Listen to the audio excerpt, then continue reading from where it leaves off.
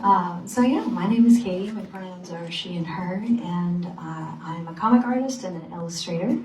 And so in 2018, I set out to attempt the 100-Day Project, which is an internet-based creative challenge where participants do something creative every day for 100 days and post about it on their social media. So primarily I was inspired by adventure cartoonist Lucy Bellwood and the work that she does, specifically her book 100 Demon Dialogues. It's a compilation of her 100-day project about her conversations with her inner demon of self-doubt.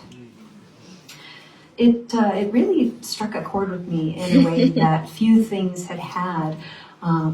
It was funny and it was honest.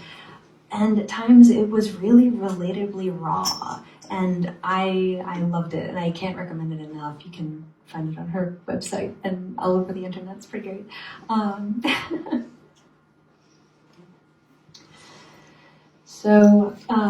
I chose to do daily self-portraits during the 100-Day Project, is as illustrations and comics, each one cataloging how I was feeling or what I was thinking about in that moment.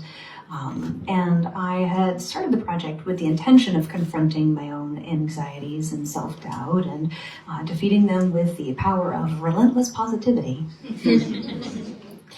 And however, at some point, my drawings ended up feeling kind of forced. There were some days that I just couldn't find any kind words for myself, and any attempts to draw something ended up feeling hollow.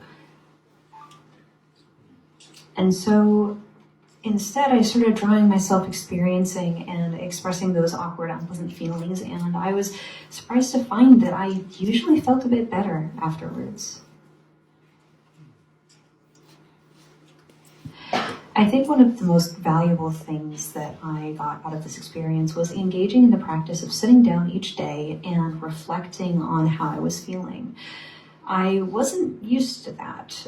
I got out my frustrations and anger and fear by throwing down an initial sketch and sometimes breaking the lead of my pencil from how hard I was pressing down to draw the drawing.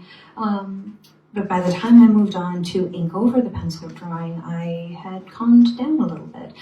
My movements became more focused and more deliberate, and switching my concentration from whatever was affecting me to my drawing gave me space to breathe. And it was almost a meditative experience, honestly. And I think that's why initially I had tried to be super positive and goofy, because I didn't know how to just be. Sorry, I'm very in the way right here. So the practice of being present with myself and my thoughts is often very uncomfortable for me. It's a lot easier for me to move fast and to keep busy, and so that I don't have to acknowledge what's going on inside my head and my heart. And it's super uncomfortable to see those pieces of myself, like, oh, hey, there's that memory that I thought I repressed. Thanks, I hate it. Or, oh, hey, now seems like a wonderful time to obsess over what everyone probably thinks of me.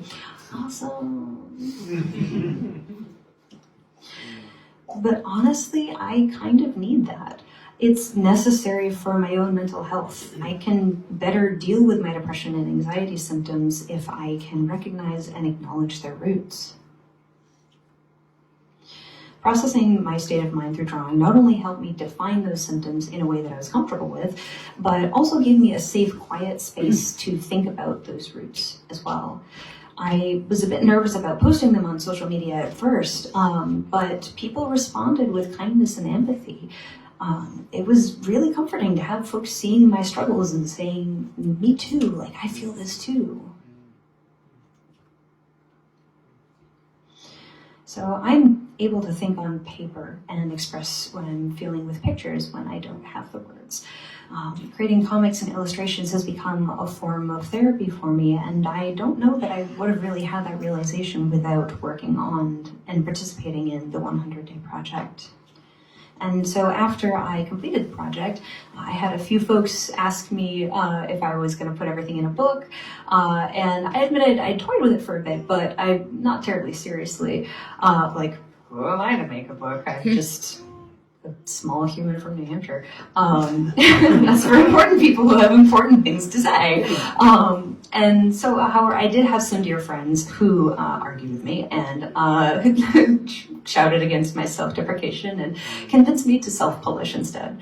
And so I did that. I made a book. And it was a whirlwind of a thing, and it was really interesting, and I really enjoyed the experience, and I learned a lot, and it was really fun. It was stressful, but it was fun. I was able to sell some to some local bookstores or to some friends, and at a few local comics conventions, and I'm really happy with what I achieved. I'm really proud of myself, which is nice. I do kind of have a bit of a problem now, though.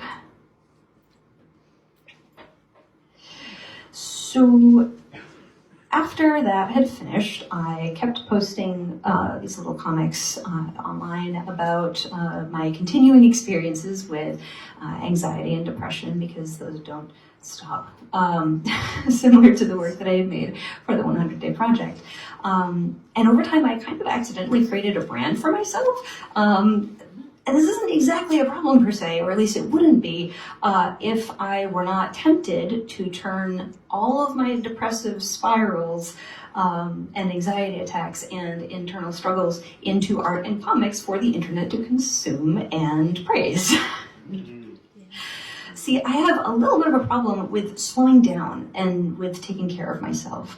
I recognized this back in 2018 when I started the 100-Day Project, and as I mentioned before, I discovered that making art was a great self-care practice. But now that I have a stronger presence online and I'm actively pursuing a career in being a freelance artist, I've noticed myself falling into the trap of the content creator. Everything you do is content.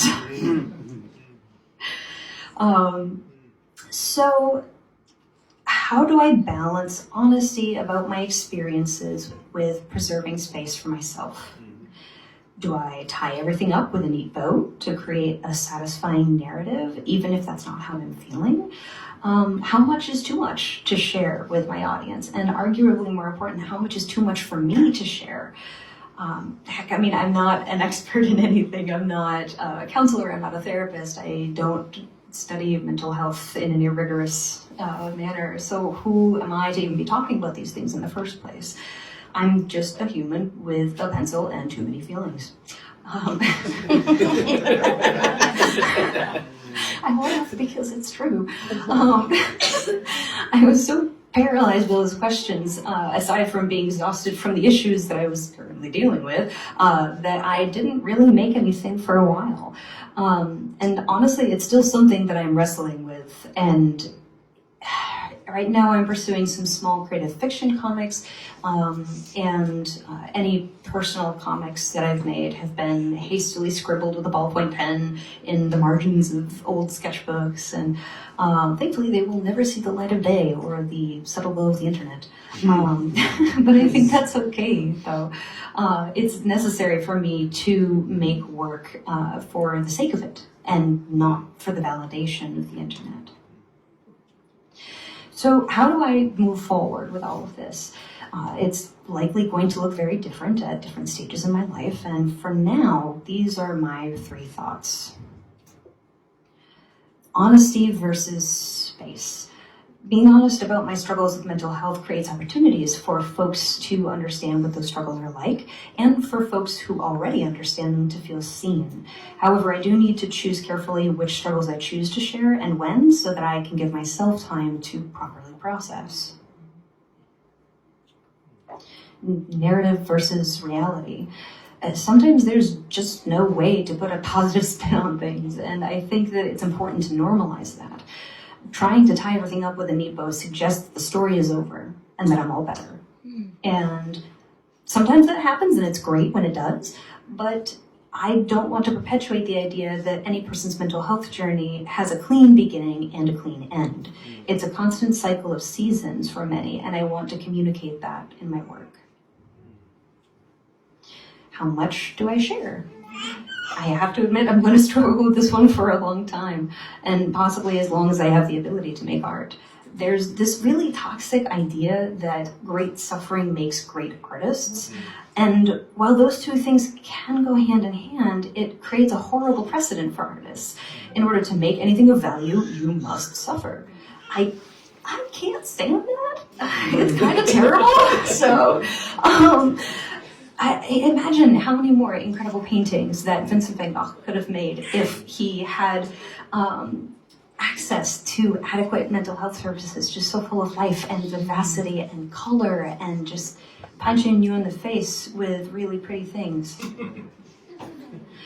So I don't want to get caught up in the idea that the value of my artwork is found in the darkest parts of myself. I want to be able to move forward and acknowledge the hard parts, maybe communicating them through art, but prioritizing my wellness instead of my marketability. Thank you very much.